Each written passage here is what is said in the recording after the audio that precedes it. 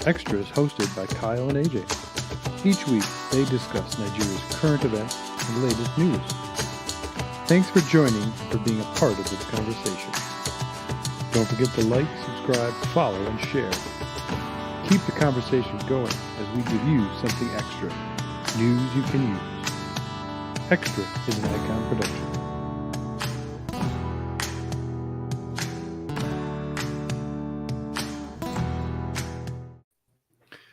Hey. Extra news Extra, you can extra. use. Yes, extra news you can use, Nigerian news that you can use. Get educated. It's time. Last week was a crazy week for Nigeria, and now we have this week. This week is just crazy. It's just as crazy. I mean, it's every week, AJ. I mean, I don't know, what you're hearing. I mean, now that, I mean, it's election time.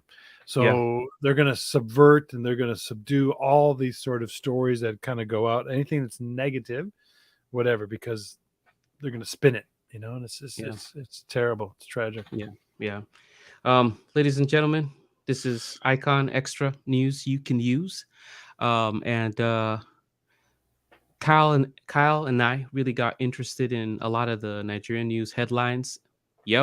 And we wanted to start to talk about some of the headlines because if you go back to certain times of the year or even years back, a lot of what has been happening in Nigeria, the paper trail or the news trail to how it has just been snowballing into what it is now is there. So to just kind of help bring the awareness, we just kind of thought that it would be cool to kind of just discuss the headlines and just share some thoughts about what we were reading or hearing about constantly from the headlines. So this is extra news you can use. Yeah, sort of a deeper dive, I mean, I think most people will get their news from whatever source they have, whether it's they're just trolling on the internet or they're hearing from their relatives back home or they're actually living it, So it's our chance, it's our opportunity to say, look, here's the news, here's the headlines that we saw that were pertinent and relevant to us, and we're going to discuss it. And if you guys definitely want to bring a voice or a question or anything, then join the conversation. Even if it's post production, meaning you're watching this a day later, you're listening to us a week later, whatever, go to our Twitter handles, go to our email, go to whatever social media you can do and send us a question. This is ongoing. This isn't just because it's done today. It doesn't mean we're done. We do this live to get it going, and then we record it and we put it on our podcast forums, whether it's Apple Podcast or Spotify or whatever. Exactly. We're there for you to as a resource. And we know that news changes, so what we say today may not be relevant next week. But hey, if you feel something needs to be addressed, send us an email, send us a text, send us a chat. Get involved. That's right. And as you know, Icon is pushing hope for Nigeria. The reason why we are discussing a lot of these things is because we do have hope for Nigeria, and we know how much potential Nigeria has. And there is a way for the country to heal from what it's experiencing and it's going through. But we all have to work together. We need all hands on deck, and we need people to help bring the awareness of the issues. And just us talking about it is a great way to do that. And we hope that it encourages you to use your voice, to speak up, to help bring hope, to start conversations, about some of the stuff that is happening in Africa, Nigeria particularly, and how it affects the rest of the world, So this is it. Icon Extra News you can use. Let's get into it. So the first headline that we kind of were startled by, I mean, it's just, again, bandits kill 19 Uruguay natives in Kaduna. So the Uruguay people group is spread between Kaduna. Mostly they're in Bassa local government of Plateau State, but they kind of cross borders into Kaduna State. So this is, again, another atrocity that's ongoing. And I feel like I've read a lot of articles about this particular group and this particular part of Plateau State where just so much has been happening there, and they have been through so much. And you know, so many times do we hear about how the security issue, it's like it is being treated, it's going to be under control. um you know, the government is working on keeping everybody safe and stuff, but you read articles like this and even look at it, it says again. You Again, know, it's not exactly. I I mean, mean, it's it's not not like like attack happens. I mean, this is, dude, yeah, seriously. But listen. This is not even this day or the 28th. This has been going on not just a year, not just two yeah, years, not just 5 years, not just 10 years, for the past 20 years. yeah, These communities have been attacked by Fulani militants over time. It's ramped up. It's gotten more sophisticated. The weaponry, mhm, the mhm, the type of people being that are the perpetrators, the actors in this.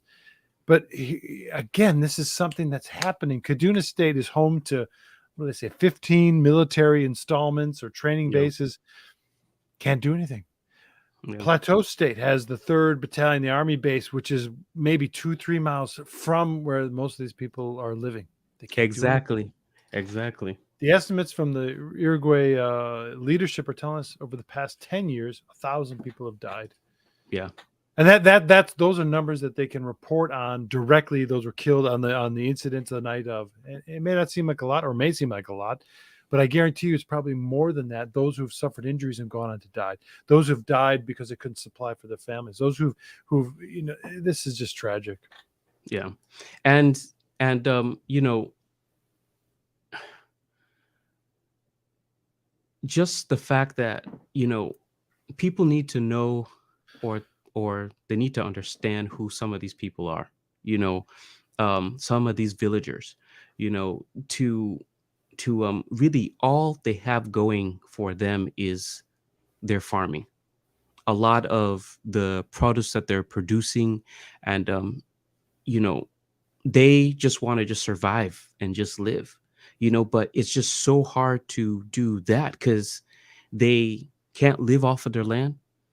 You know, I was talking to somebody the other day, and he was saying like in Nigeria now there are a lot of villages where people don't go out beyond a kilometer away from their house, from their Yeah, homes, exactly. you know, just then because of fear of Yeah, something happening to them, and they have to keep their movement very, very tight. And anytime they go out of that circle of the 1 kilometer, it's like a risk. Like yeah, it's, you know, it's like they don't know whether that is the last time they are going to see their home again. And they're trying to go out to either get food or to do something that is really calling them to head out, yeah. you know? And I said this last week. I mean, the people, they live in the village, so they, husband and wife have a child. That child grows up and gets married, so they spread. So their compound, their community grows based on familiar relationships. Yeah. They get assigned by the chief where to farm. You get this Yeah. over here, so they go out and they Yeah. farm. But at the same time, they may be walking half a mile, maybe a mile, sometimes 2 miles. Who knows? It's never that they live here and they farm right in their backyard. Maybe, but rarely. So for them to hike to go farm is something, it's a task. Yeah. But to have that farm being attacked on a monthly, if not weekly basis, and then displacing them, how are you gonna supply for your family if that's your only job? Your only source of income is to farm, and now you've been attacked. They kill you, the worst situation, or just as bad, they come and they destroy your crops. Now it's planting season. The rains have started to come. So Nigerians are going out to plant the seed to get ready to go. So they're coming to destroy the ground and whatever. How are they going to survive come Yeah. June, come July, come harvest time in August, September? What are they going to live on? Yeah. And what does the government do? This is known. 50%, over 50% of Nigerians are in agrarian income, They need the farm to supply for their income, for their own sort of sustainability, to feed themselves, to be able to trade and barter, and to buy other sources of sustenance, or to get by sustainability. Yeah. This is Yeah. this is what we're saying. This is not something that is new, but it's a glaring mark on the face of Nigerian security. And that is one of the unique things about Nigeria. Like the majority of people that are living in Nigeria always have like a farm behind the house. And you know this, Kyle, for whenever maybe salaries don't come in, or there's no source of income, there is always the farm to fall back on. Yeah, You know, I can eat yams every day of the year, AJ. you can eat yams, corn, Yep, every from when it's harvested to how like it's dried and it's preserved for the rest of the year into what they do with it. But and a huge part of the farming, like it's seasonal for the only time of the year that you can plant, the right time of the year to harvest, and then what you can put into storage to sustain you for the rest of the year. So yep, once a lot of that is taken away, then what do the people have? So which then is snowballing the humanitarian crisis. It's yeah. displacing people, because once people can't get food, they don't feel protected anymore. Then they feel that they have to leave, or this is just not the right place to be, which causes problems for other places. And it is just sad. So I mean, if you're talking about weaning yourself off of the oil economy, or whatever you want to say, farming is mhm, where it always has been, and where mhm, it'll continue to be, to provide that sustainability, and yet they're not promoting it. They're not yeah, proofing it. So yeah. So farming is really important. And it is sad that either the bandits or the unknown gunmen, or whether it's Boko Haram, they're whichever one known it this whole is. live unknown Yeah, gunmen. My yeah, goodness. that they have gone to these measures to try to destabilize so much that is going on within the country by attacking these particular places. And that's it. I mean, this is the whole thing where we get to the point of calling it unknown and whatever. So the next step, the next article, Al Jazeera is reporting, and this is just came out, I think, early this morning. Yeah, Uh, yeah, Nigeria outlaws the ransom payments, kidnap now punishable by death.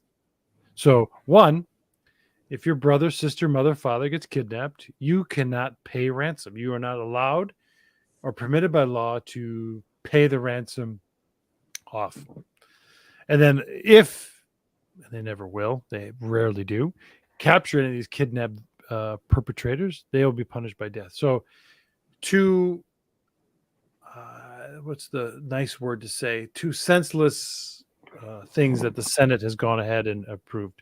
I understand the concept. I understand the idea and the notion behind it. Great, thank you. We understand that when you pay ransom, you're kind of encouraging the kidnappers to go ahead and continue to do that.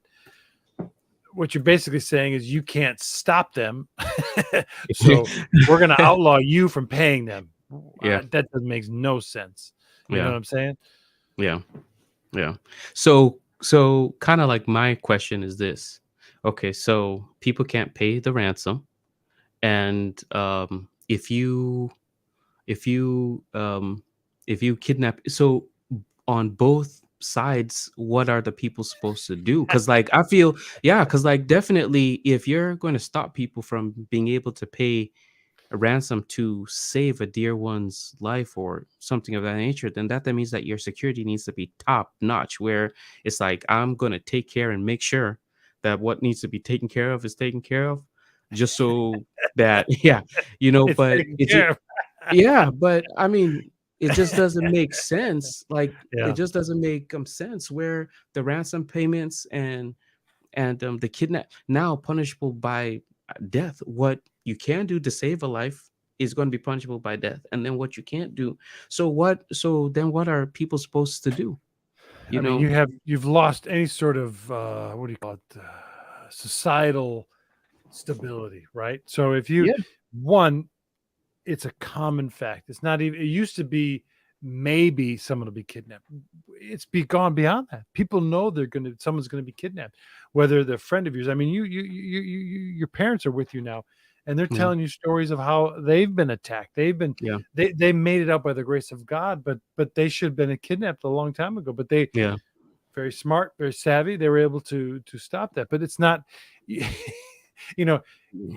in some places you have emergency tornado warnings, right? The kids at school, they go through the routine of, and the alarm goes off. It's a training, so the kids get in the hallway, they bear down, they know what to do. It's the same thing now in Nigeria. You know you're going to get kidnapped.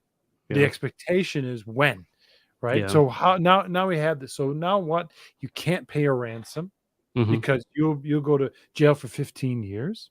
Yeah. And the kidnappers, if they get caught, they'll be punishable by death. Okay, great. Start showing us those kidnappers that'll be punishable by death, and then we'll stop paying the ransoms. But everyone knows that once you get kidnapped, what happens? The text, the videos come in, the pictures come in of them being abused. Hmm. Please send money. Boom, they're beating them. They're savagely abusing them because they want you to fear them, so you pay the ransom. So you're going to get these text messages from your loved ones, your mother, your father, your brother, your sister, your children, and you're told you can't pay the ransom. Is that Hmm. is that what we're saying here? Is that what we're saying? Yeah. Yeah. Exactly. I mean, and which is why, like, you just have to question. The kidnappers don't send videos to the government or to the police. They send them to the people that they The know family. have, yeah, they have the connection and the concern. So in the most desperate part of what they can do, I mean, what is left for them to do? Just unfold their hands and then just then watch. So I mean, as you said, it's like you try to understand the reason with it, but it's like I'm I've not sure given up trying whether to you understand it. thought it through. You're better than I am. It makes no sense because everyone. So first off, everyone. It's not just that they demand $10 million. They may demand Mhm. $1 million, and they break it down. In the end, you may pay $1,000, Yeah, right? And that's all they're hoping for, something. yeah, So you place the value of your family member on whatever amount you want to give them. And they yeah, know that. They know that the videos they send, the pictures they send, the threats they send is it's gonna emit a response. So the second thing is who's doing the kidnapping. We know, they keep saying bandits and the unknown gunmen and kidnappers. And all my information and all my talks with people who have negotiated with these kidnappers, they're Fulani militants. mhm, They're the ones leading the gangs in Kaduna State, in the Plateau State, and Kebbi and Sokoto. They're the ones leading the locals, but they're the ones controlling it. And what are they doing? They're doing this to emit fear, to mhm, control the income, so they can buy weapons and whatever. So those two things. One, you're gonna pay. I mean, there's no way in you know what that if my wife was kidnapped, I would not pay a ransom. If my child was yeah, kidnapped, I would not want them released. What am I going yeah, to do? Sit back and say, "Well, the government will put me in exactly, prison if I give, so I'm not going to give. So please don't call me again." Meanwhile, they're exactly, sending text messages, video chats of them being abused and terrorized. yeah, yeah, yeah, It's a yeah, business, but it's a scheme. You know. yeah, yeah, and though we don't have it, but there are also reports that have come out of of um of it known to be a money making venture Yeah. for funding Boko Haram and certain things that people have kind of confessed to. So and I think that we should kind of do an episode on just that, where they say follow the money, to like, how is this stuff funded? How does it all play out? Because these are the questions that, if you're watching at home, we just have to kind of ask and kind of try to get some questions to, Yeah. why, you know, why is it that people will continue to kidnap and kidnap and kidnap and kidnap and kidnap, you know, knowing that it's a lucrative business. There is no, okay, well, if you won't pay the ransom, and probably no one is going to come and oppose those that are doing the kidnap, some way, somehow, it's a lucrative business. People, you know, I have a friend that have said that if then you see someone that is doing a business that you feel is strange, and they keep on showing up every day, then it means that some way, somehow, they are making something off of it. That is why they can show up every day and keep the business going. The key word is something. They're not they may make millions. I don't think they're making millions of dollars, maybe millions of naira, but they're making Yeah, something off of it, and that's all they yeah, need. yeah. One, to feed their troops, these bandits, these Fulani militants. Hmm. Another one is to buy weaponry. Whether Yeah, it's top grade or it's the stuff that kind of got lost out of Libya or whatever. We all know that this is what's happening. I yeah, mean, why are we fooling ourselves? I mean, Arafai in Kaduna State is again home to the largest amount of military personnel in all of Nigeria. He can't stop bandits. He says he's going to send in. I think one comment he said one time was like he's going to send in a bomb. Let's just bomb them all. hmm, Oh, okay. That's your solution. Great, great. yeah, I mean, it's one of these things where kidnappings, it has to be met with a force, right? So one, if you're taking a train from Abuja to Kaduna, Kaduna to Abuja, do you feel secure? It used to be that was the best way to go. hmm, You take the road, it's a 50-50 chance you'll get to your destination. And if you do, yeah, you praise God. If you don't, then pay yeah, the piper. yeah, But yeah, now it's the train is not the way to go. So yeah, anyways, I'm just saying this is your attention is on outlawing the payment of ransoms. That's your solution, government, yeah, please. yeah, yeah, yeah. I, man, for those that have to enter the situation of even having to pay the ransom and hearing something like this, like I wouldn't even know where they would start, in finding a solution to Yeah, getting their loved ones back. You yeah. know, I mean if that's a whole. I mean, I would love to be. There's hundreds of kidnapped victims who've been released. There's hundreds of stories that aren't being told.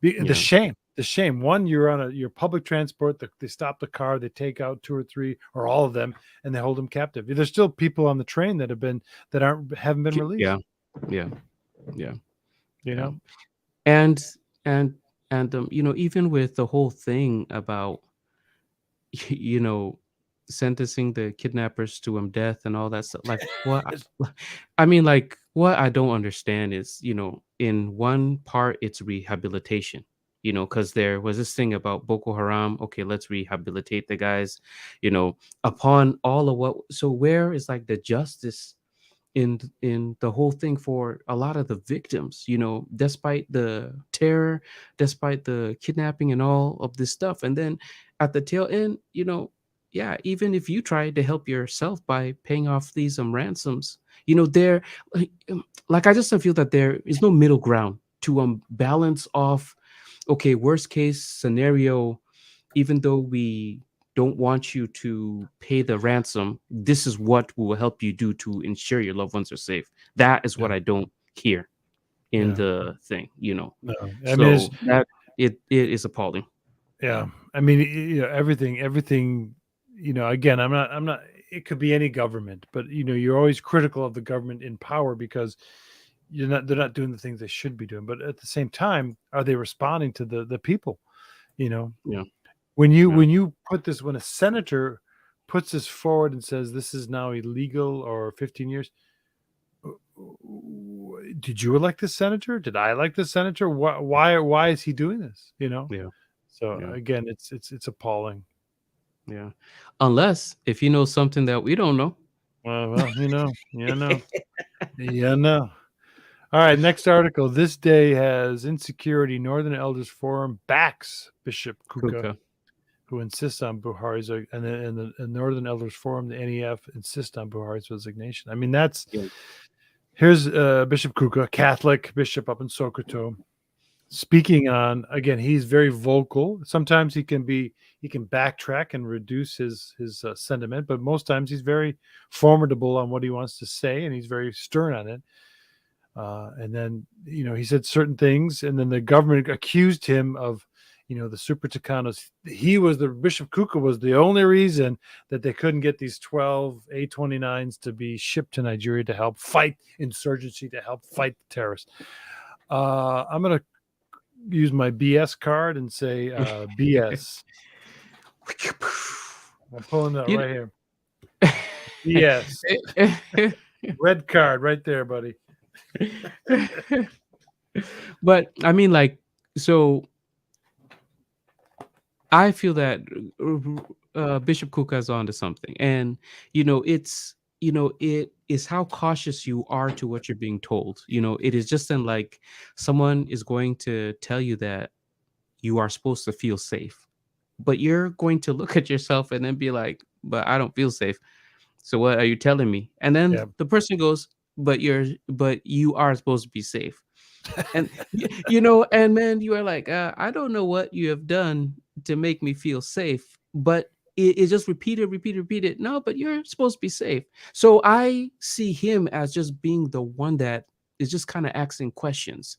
I you know I I don't think that the article actually says that this is what but there are just speculations that maybe he had an influence to why the Takeno jets didn't come in, sort of thing. But no, I mean, he's a bishop. but He's a I feel Catholic that bishop. he He's has not every going to be right. Yeah, involved in the U.S. government. He will speak his mind. He will release statements. He will do this thing.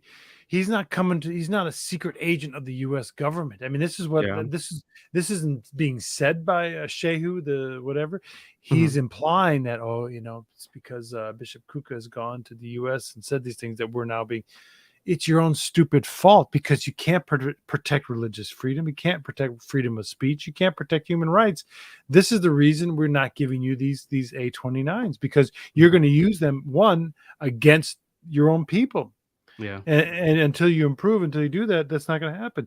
And Bishop Cook is just basically stating the obvious. So, I mean, for them to go ahead and say it's his fault, I mean, yeah. are you looking for a scapegoat there? No, there's a lot of people involved, icons involved. A lot of people are involved in sharing this stuff. I mean, fortunately, we haven't been, scapegoated into this, but it's for the Northern Elders Forum to come up and defend Bishop Kuka, who's a Yeah, Christian. Northern Elders Forum is not exclusively Christian. There's Muslims as well. So yeah, for them to say that, yeah, Bishop Kuka was right, or don't blame Bishop Kuka, it's your own stupid fault because you can't yeah, protect citizens, yeah, yeah, yeah, yeah. And I mean, you know, someone has to speak for these people that there is a reality happening in Nigeria. There is a huge amount of loss of life that constantly happens. Like, it's like some people are there in Nigeria, but they are not even close to what is happening. And the challenges, as Henry Bernard Levy said, is for us to have the will to see, for us to take a pause and challenge ourselves to listen to what these people that are experiencing these things are saying. I always think about the story of Miss Rahila. Yeah. What's her name? Miss Rahila. Um, uh, it is on on our icon YouTube page, but it is, man, like her story to what happened to her. Here she is, a pregnant lady. People come to attack her. She is with her children and her grandmother, you know, and she is trying to protect them. And, she, after receiving injuries and all these things, she is trying to explain her situation. Who has helped her? Well, the government says that, okay, such things happen. Nothing for trauma, you know, and even for anyone that was kidnapped, She can't pay any. So, like, what form of comfort does she get? Like, how does she comprehend having any support, any understanding of the whole thing, if not for people like Bishop Kuka to come out and start to ask questions, saying, "Man, all right, yeah, maybe we do need these fighter jets, but how are you going to use them? Because there also has to be a transparent explanation to how these Takano jets are going to be used and also monitored. Yeah. Are there also cases where um um and and let me know if I'm wrong, because I know, like, I just read random articles a lot, but I think that there were some cases where they made a mistake, and they shot some wrong villages down because of wrong intel, Okay. based on Okay. what some of the All right. is So that you're saying they made a mistake. Okay, I'll give you that. I'll give you that. I'll allow that made a mistake. But it's true. So the first 6 Super Tucanos were sent over July last year. The last 6 came over, I think, December. And this is the fear. This is the fear the U.S. government had. Trump was eventually assuaged, and he was allowed. He said, "Okay, I think they need it. Whatever, whatever." They did. They used them on civilians. They got the yeah. bad intel. Did they know what they're doing? Well, we'll defer. We'll take their story and say, well, they didn't know, and they ended up doing whatever. So I'm just saying it's kind of hit or miss, but it's Yeah. mostly a miss when it comes to information. So anyway, so these Super Tucanos are now in Nigeria. They're building a base. They're supposed to Mhm. be building it in, I forget, it's the Niger State. So they're building it, Mhm. and then the helicopters are coming, and then these attack helicopters will come again. These are both these air instruments are used because they're stealth. Mhm. They're quick. They can send them up. They go. You know how much they cost? These two of these contracts are about $2 billion. $2 billion. Yeah. So the Nigerian government, one, is paying, I don't know, close to $1 billion on fuel subsidies every year. Mhm. Another $2 billion on defense mechanisms. Exactly. How Follow much the is being money. spent on the people? How much Yeah. are the people benefiting from any of this? Yeah. Healthcare is half of what they spend on fuel subsidies. Yeah. Infrastructure, roads, or whatever. Yeah. I mean, there's a colossal waste of money, but also the people aren't seeing the usefulness of any of this. Sure, I agree. We need to build a defense system that can do that, but the public isn't seeing it. They just don't Yeah. understand, because a lot of times the public Yeah. will tell you that they came in military fatigues, they came in Exactly. Hiluxes, they're using Exactly. military weapons. So Exactly. we believe that these militants, these terrorists, are part of the government. Yeah. So Yeah. Yeah. Yeah. So how do you take that away from the victims, that they know this is what they have seen, this is what they know, and really, like like my own thing is, really, if you're going to use weapons like that, there has to be some system of accountability. Like, it's not just a matter of saying, now we have them, everyone should feel safe, and then whoops, we have made a mistake, but it's all right. Next time we'll do we'll better. do it better. You Yeah. know. No, So I don't know. this is where the international community, the international accountability comes in. The U.S. is not averse to this. We need the UK, we need the NATO groups, we even need, to some extent, China or Russia saying, "Hey, the U.S. is doing this," and then we can counter it and give it a comment. Yeah. We need, people to give us criticism so we can rebut it or Make it improve. yeah, exactly. Nigeria is saying no, because Bishop Kuka has gone ahead and painted a false picture of Nigeria. That's the reason we're not getting we're not able to defend people. So he's saying we can't defend people, but at the same time he's stopping any sort of defense. You're just making the smoke and mirrors, a stupid argument that doesn't make any sense. Hmm. Unless, if you know something that we don't know. Yeah, well, there we go back to that again. All right, next article. The Punch has terrorism rights group writes U.S. Britain seeks intervention over. Let me make sure I get that. Yep. Get So that? this was something I Yes, think that Icon helped to push, huh? that is right. That is right. Man, I am so proud of this, and to me, this is what really gives me hope over Nigeria. That people are out there that really have the concern for um, Nigeria, and a lot of the people that are experiencing these things, and they are daring themselves to take a look at what people are going through and putting it upon themselves to speak up is a great thing. Kudos to Icon, kudos to the Icon team, and the people in Nigeria, everyone that signed the petition. And That's I right. know Icon has been pushing it ever since, is it January? For sure, Ye- January, not Yeah, sooner, but yeah, definitely January. Yep. yeah. Trying to get people around to sign this petition. And really, what the petition was is really to ask the American government, the American embassy, and the UK embassy in High Nigeria, Commission. Yep. yeah, to just explain their diplomatic stance on the current situation in Nigeria. And with them being there, you know, what do they have? Do they feel safe in Nigeria? You know, that's where the The question. answer is no.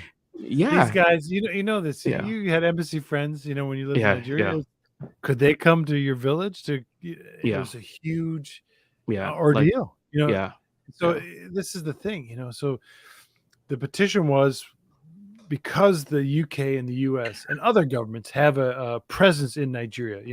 yeah, You want to go along with governments that you can align to, that can help you, that you can help them, whatever. So, Nigeria has an embassy here in the US. US has an embassy, and then whatever else branch of the UK is there because it's colonial, whatever. What are they doing to keep Nigeria accountable or yeah, to encourage them in what they're doing?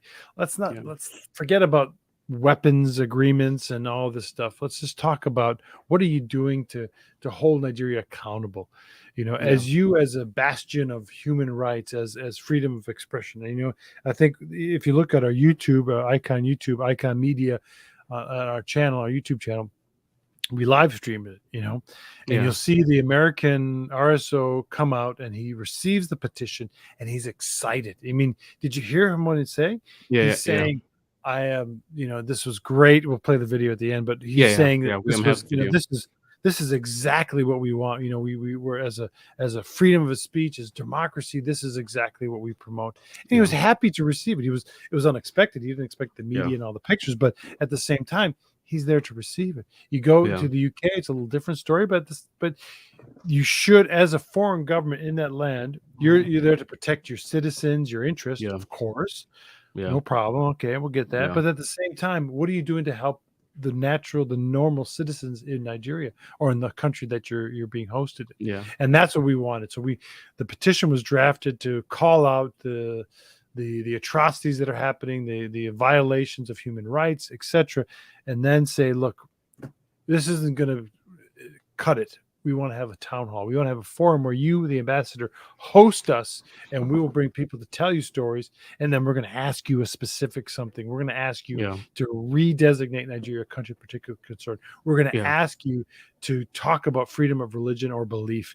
We're going to yeah, ask you to hold Nigeria accountable. So please entertain us, allow us to come in. We'll present these, and then we're going to have a specific ask.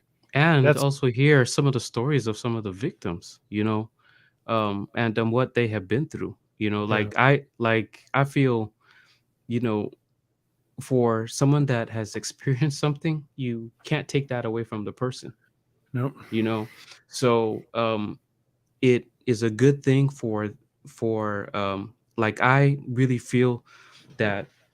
that the embassies really did a good job to being open to receive such a petition and to go through the documents that were handed to them.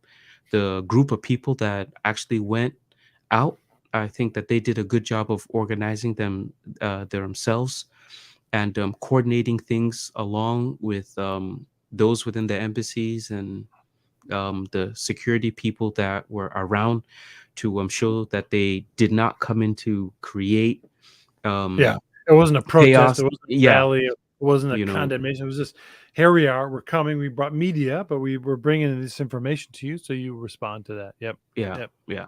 So that gives me hope because really that is what you want to see happening a lot more to really get the voices that need to be heard out, and this is how people can raise awareness. And like it's so good that organizations like Icon are really fighting to help bring that awareness and seeing and trying to let people know how they can equip the people in Nigeria and around the world on finding the proper ways and the proper channels to really getting those messages out there.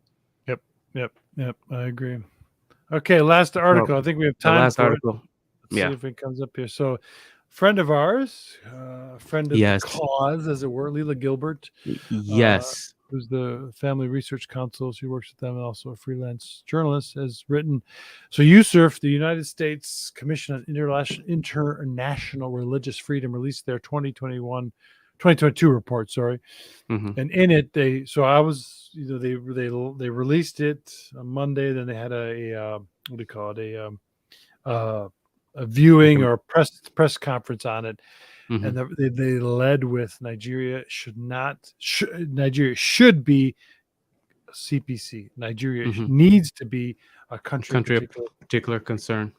Yeah. So Yeah. Leela's obviously, I mean, I hate to say it, stating the obvious, but she's very Yeah. concerned in Nigeria because she's been involved.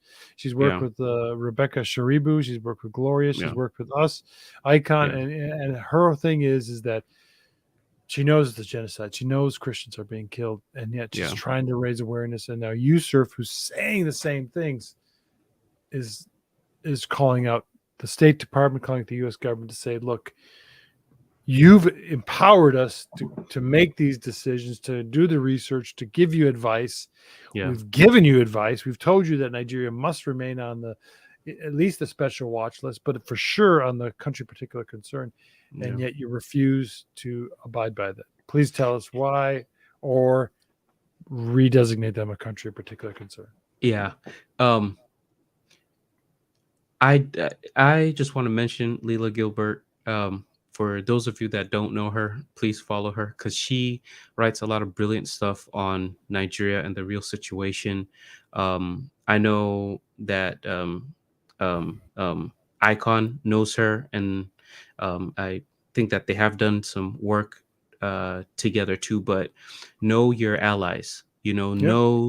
Know, know the people that are searching for the facts and they're trying to get them out there and support them. Yep. So as you follow Icon, also try to follow Leela Gilbert too, and pay attention to her articles and stuff and share them, because this is what we really need in getting the message and the narrative of genocide and these atrocities out there for the world to see. Yep. So, yeah. Good one. Good plug. Good promotion. Yeah.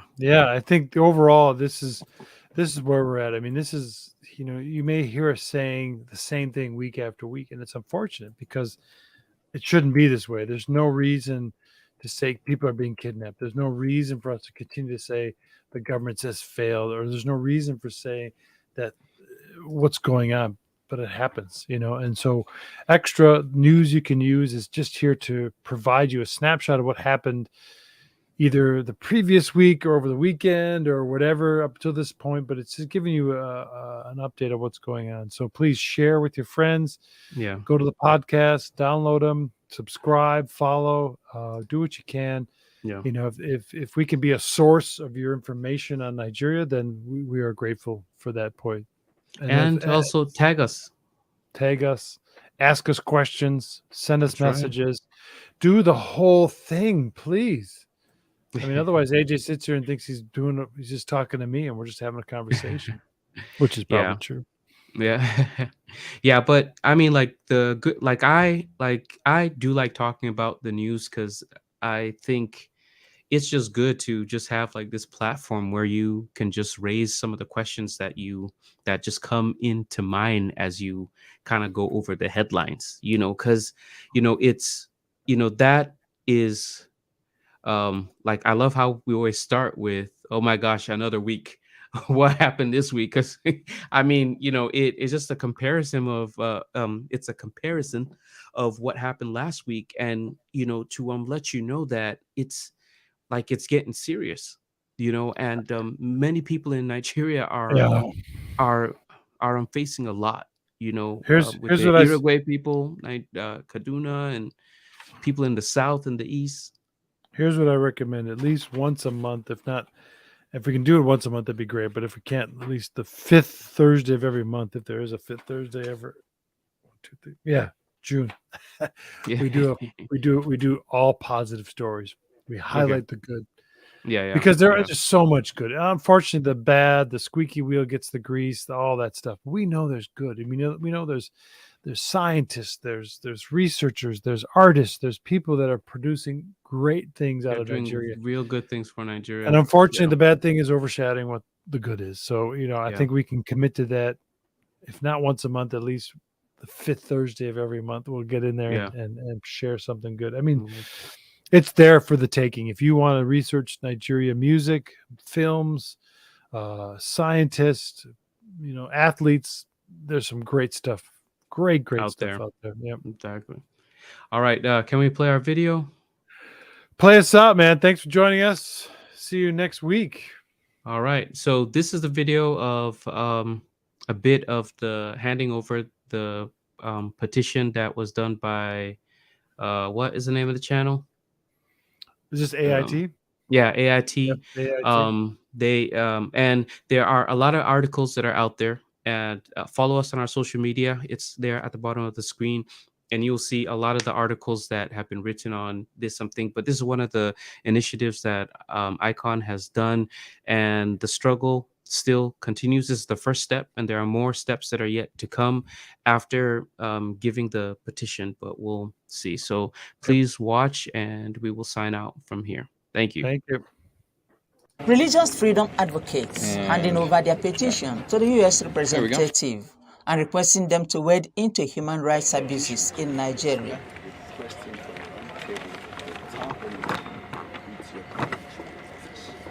Thank you. I'll take this. We love seeing like democracy in action. Like one of the biggest founding principles of the United States is the strong democracy and people being involved in their government. So the fact that all you are here today, it's wonderful. The leader of the group, Philip Akbabi, says Nigeria may be heading towards collapse as the weirdest nation in Africa faces killings, kidnappings, and threats of hunger on a daily basis. The essence of our request through the letter that was submitted to this embassy is to request, okay, for a town hall meeting, okay, issues bordering on violations of human rights, killings, banditries, and all what have you in different parts of the country. Akbabi maintains that the youths in Nigeria are now helpless as militant herdsmen transformed into terrorists take over parts of the country. He calls on the youth to rise up and defend their future. You want the change to happen? Do your quota. There is still much hope for us. And that is why on our own part, we are doing our own small effort through the IRF to see how a better Nigeria can come to be, particularly for our own next generation.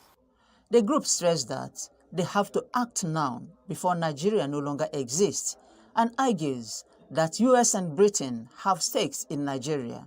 Hence, they need to speak out now. Komo Obasi, AIT News, Abuja. All right, everyone. Thank you for Thank you. joining us. Continue to follow Icon, and we'll see you next week. Thank you. Thank you.